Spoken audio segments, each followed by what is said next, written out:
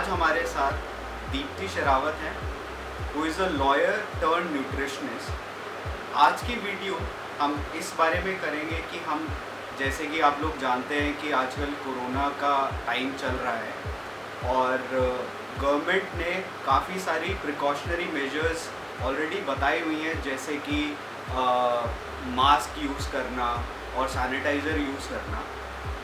But उसके अलावा हम क्या कर सकते हैं, जैसे कि अपनी इम्यूनिटी स्ट्रॉन्ग रखना और exercise day to day life में इंक्लूड करना, जिससे हम अपनी इम्यूनिटी और अपनी बॉडी को हेल्दी रख सकें। तो ये सारी चीज़ें हम जानेंगे दीप्ति से। सो सबसे पहले I would allow Deepti to please introduce us. Hi Shivam, thank you for the brief introduction. So my name is Deepti Sherawat. I am a nutritionist and a holistic lifestyle coach and also a certified yoga teacher. For the last 4 to 5 years, I've been working in the field of nutrition and holistic wellness, whereby I primarily look into therapeutic consultation, that is consulting with people who have some sort of metabolic disorders or the other, जैसे diabetes हो गया, hypertension, PCOD or other hormonal issues, etc. So these are the kind of cases or clients that I've been dealing with, and based on my experience, we'll be taking this conversation forward with Shivam about what can be done about immunity. Okay, so welcome Deepti. तो अब हम जानते हैं कि सबसे पहली requirement कि अगर आपको अपने आप को, अपने शरीर को, अपनी बॉडी को कोरोना से बचाना है, तो ऐसी क्या क्या चीज़ें हैं जो आप अपनी डाइट में इंक्लूड कर सकते हैं, प्लस कौन सी ऐसी एक्सरसाइजेज हैं जो आप डे टू डे लाइफ में इंक्लूड कर सकते हैं, जिससे आपकी इम्यूनिटी और आपकी बॉडी स्ट्रॉन्ग रहे और आप कोरोना से फाइट कर सकें। Thank you Shivam. I think it's a very important and a very good question that you asked, especially because आजकल बहुत वीडियोस बन रहे हैं इस चीज़ के ऊपर कि क्या खाना चाहिए, क्या नहीं खाना चाहिए।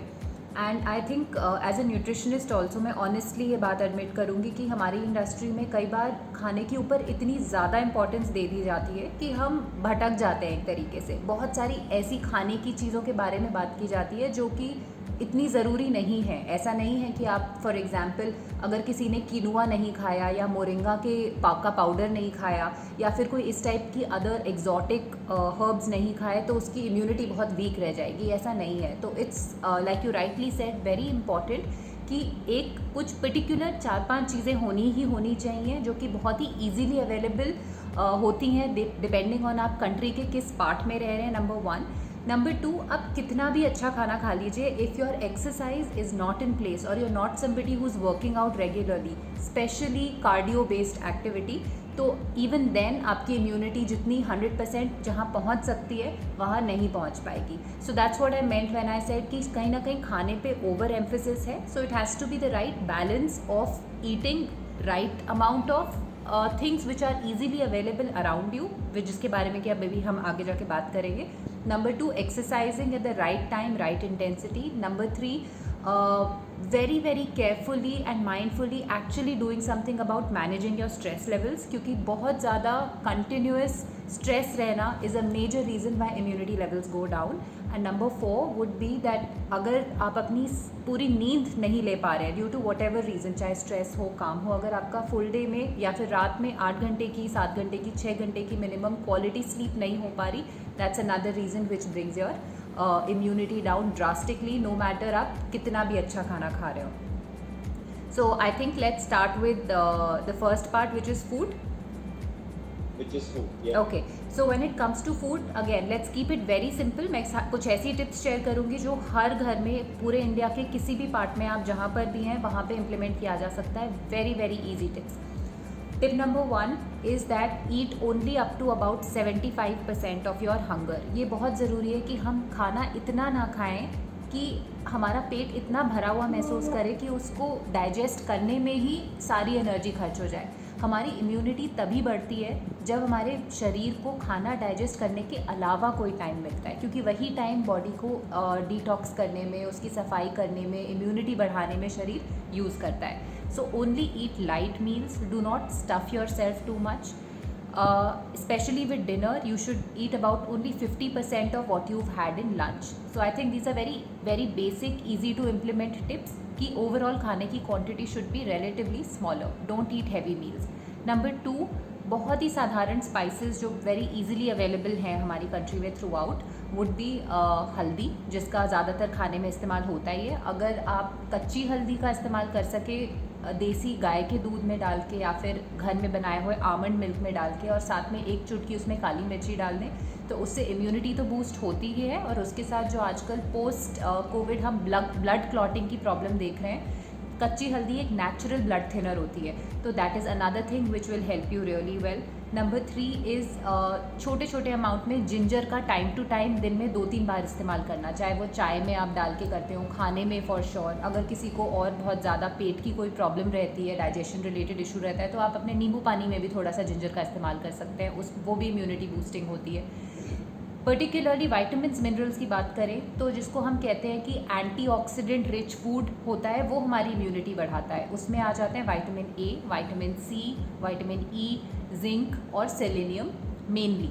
और भी बहुत चीज़ें होती हैं पर ये कुछ ऐसी चीज़ें हैं जो पर्टिकुलरली एंटीऑक्सीडेंट्स मानी जाती है. विटामिन ए के सोर्स में आपके पास आ जाता है something as easy as papaya, पपीता इजीली अवेलेबल है, कैरेट्स इजीली अवेलेबल हैं, तो या तो उसको सैलड के फॉर्म में खाइए या उसका जूस निकाल लीजिए. विटामिन सी सबसे अच्छा सोर्स वुड बी आंवला. एक आंवला रफली 10 नींबू के बराबर विटामिन सी आपको देता है. तो आपको कोई भी सप्लीमेंट्स लेने की ज़रूरत नहीं है, कुछ भी आर्टिफिशियल लेने की ज़रूरत नहीं है. अगर आप 1 से 2 आंवले का जूस या फिर आंवले की घर में बनाई हुई चटनी खा सकते हैं, you are getting more than what you need for vitamin C. Very very potent antioxidant. Vitamin E आपको मिलता है बादाम से. 10 से 12 बादाम अगर आप दिन में भिगो के खाएँ, you getting good amount of vitamin E in that. Zinc आपको मिलता है फॉर एग्जांपल सीड्स में, नट्स में. तो अगेन अगर आप अपने अलग अलग टाइप के ड्राई फ्रूट्स खा रहे हैं, नट्स खा रहे हैं, उसमें आपकी पंपकिन सीड्स स्पेशली जो पेठे के बीज होते हैं उसमें जिंक की क्वांटिटी काफ़ी ज़्यादा होती है. Selenium again is one thing which unfortunately vegetarian sources में थोड़ा कम मिलता है. हाउएवर समथिंग लाइक गार्लिक की फांक अगर आप सुबह सुबह चॉप करके उसमें थोड़ा सा शहद डाल के खाएं तो आपको सेलेनियम मिलेगा, apart from anti inflammatory properties जो कि लहसुन में अपने आप से होती है. नॉन वेजिटेरियंस अगर फ़िश खाते हैं तो उसमें उनको सेलेनियम वैसे ही ईजिली मिल जाता है. सो ये हो गई खाने की बात, जो कि बहुत ही ईजिली अवेलेबल आपके nuts, seeds and anti inflammatory spices से. स्पेसिफिक अगर आप किसी अडेप्टोजेनिक हर्ब की बात करें तो अश्वगंधा एक ऐसा हर्ब है जो कि ओवरऑल आपके सिस्टम को रिलैक्स करता है एंड इम्यूनिटी बूस्ट करने में भी हेल्प करता है, provided it's suiting you. So that's about food when it comes to boosting immunity. So I think it's better to take all these things naturally, as in आप खाने पीने की चीज़ों से ये vitamins वगैरह अगर आप लेंगे तो वो ज़्यादा यूज़फुल होगा इंस्टेड ऑफ आप सप्लीमेंट्स लेंगे इन चीज़ों का. बट जैसे कि अश्वगंधा आई थिंक आप हिमालय का ले सकते हैं क्योंकि वो आयुर्वेदिक होता है. खंडू का ले सकते हैं, हिमालय का ले सकते हैं, और भी बहुत सारे ब्रांड्स हैं जो केमिस्ट स्टोर्स पे आपको इजीली अवेलेबल हो जाएंगे. लेकिन अगर आप उसको पिल की फॉर्म में भी खरीदते हैं तो it's better to powder it and then consume it for better absorption. तो ये तो हो गया हमारा diet.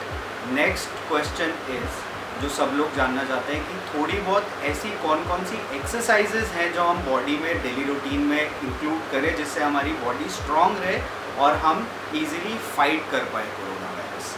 Right. So again, this is a very important question because, like I said in the beginning, we end up overemphasizing on the importance of food without realizing कि actually उस खाने का उन antioxidants का absorption या effect body पे तभी होगा अगर हमारी body में उसकी नीड क्रिएट होगी. नीड हमेशा क्रिएट होती है एक्सरसाइज करने से, जब हम एनर्जी को एक्सपेंड करते हैं.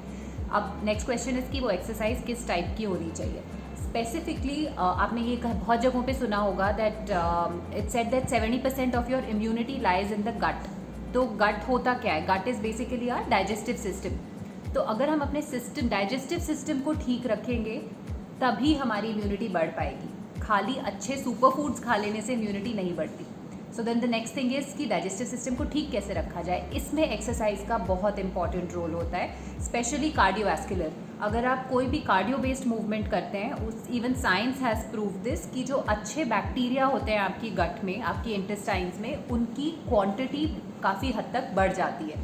तो किसी भी टाइप की ब्रिस्क वॉक अगर आप कर सकते हैं, जो ब्रिस्क वॉक नहीं कर सकते वो नॉर्मल वॉक करें, बट 20 से 25 मिनट, हो सके तो 45 से 60 मिनट तक भी, based on your stamina strength, किसी भी टाइप की जॉगिंग, वॉकिंग, साइकिलिंग, इस टाइप की activity at least 5 days a week करना is very very important. Over and above this, another thing which beautifully boosts immunity is practice of pranayama.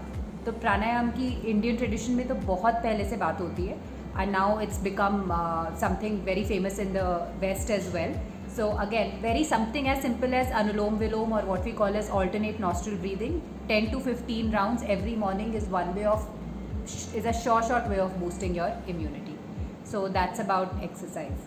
Next question हमारा ये रहेगा कि बाय चांस अगर आपको corona हो जाता तो इस सिचुएशन में आपको क्या क्या चीज़ें अपनी डाइट में इंक्लूड करनी चाहिए, आपको उस टाइम पे एक्सरसाइज करनी चाहिए, नहीं करनी चाहिए, क्योंकि उस टाइम पे ऑलरेडी बॉडी बहुत ज़्यादा वीक हो जाती है। And I think you have first hand experience, क्योंकि अनफॉर्चुनेटली आपको भी हो गया था corona.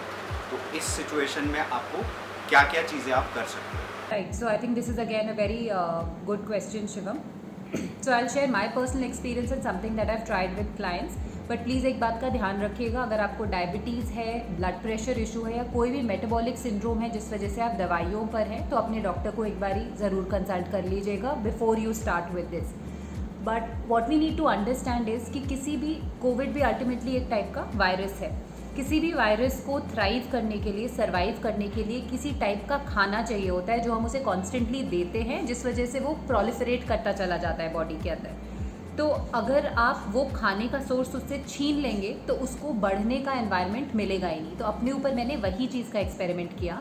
So carbohydrates, let's say simple carbs specially, even any cheese which anything which gets converted into glucose is what the virus is going to thrive on. तो आप अपनी body में ग्लूकोज डालना बंद कर दीजिए। हो सकता है आपको बहुत हेडेक महसूस हो, टायर्डनेस महसूस हो, बट ये बहुत ही टेम्परेरी साइड इफेक्ट है।